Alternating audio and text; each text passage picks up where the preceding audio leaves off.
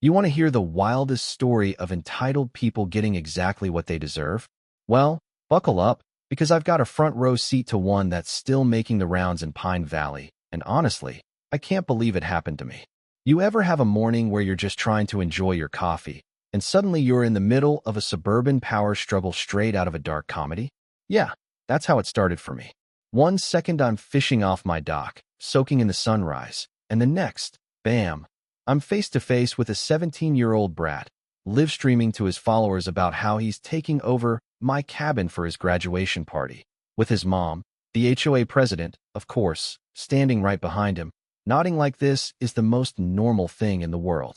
I've dealt with career criminals, con artists, people who'd steal your last dime and call it a favor. But these two? They brought entitlement to a level I'd never seen. You know that moment where you can just feel your blood pressure rising, but you keep your cool because you know you're not dealing with amateurs. You're dealing with people who think they're untouchable? I sipped my coffee and let the kid talk. He introduced himself. Dylan, of course, announced that the community had voted for me to clear out so he could throw his legendary party. His friends are recording everything, phones out like paparazzi, convinced they're catching a viral victory. I glanced at his mom, Rebecca, expecting maybe, just maybe, a reality check. But nope. She doubled down, sliding some fake official-looking folder across my table, spouting off nonsense about county codes and emergency youth access initiatives. I mean, really? I was born at night, but not last night. Now, I could have lost my temper. But after 23 years as a cop, I know when to play it cool.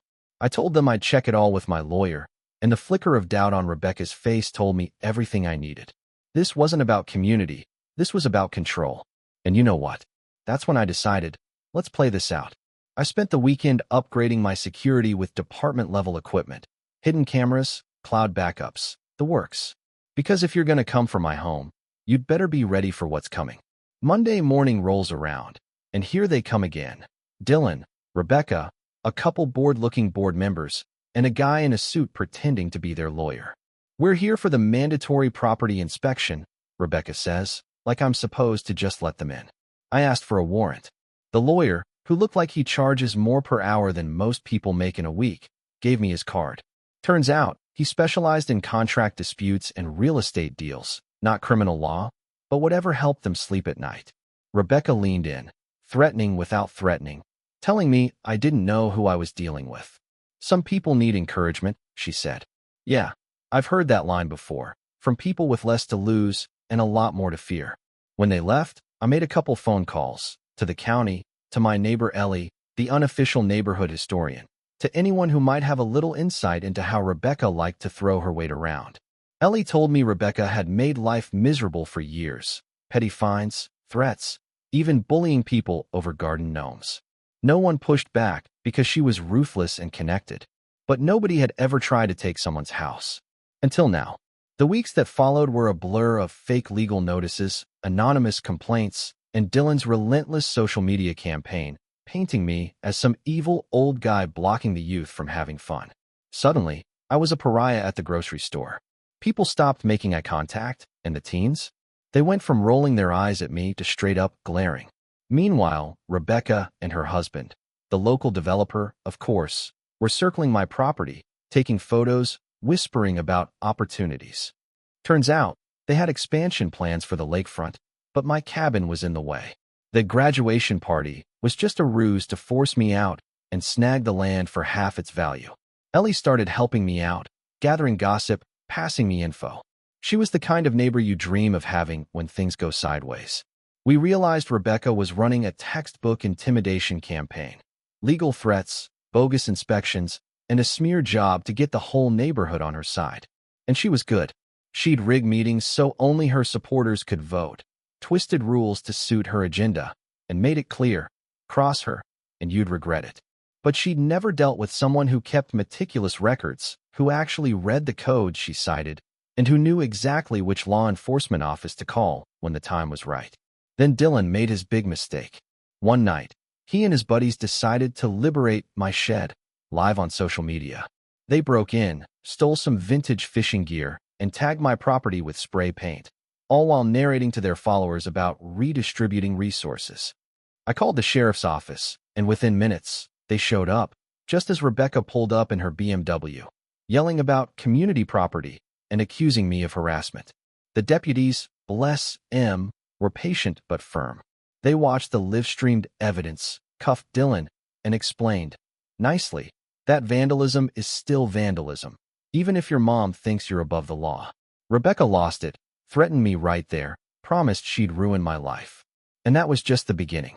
The next morning, a parade of inspectors and officials arrived. Anonymous tips about code violations, waste disposal, fire hazards. All bogus. My property was spotless, and every official visit only gave me more ammo for the real case I was building. Ellie told me this was Rebecca's last move, overwhelmed with bureaucracy until people gave up.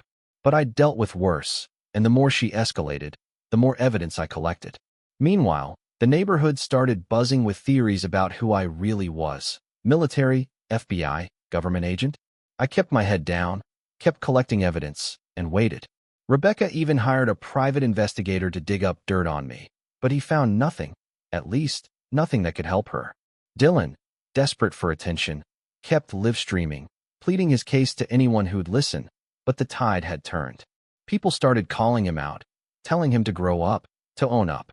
His social media fame was crumbling, and you could see it eating him alive. Then came the party, the infamous takeover.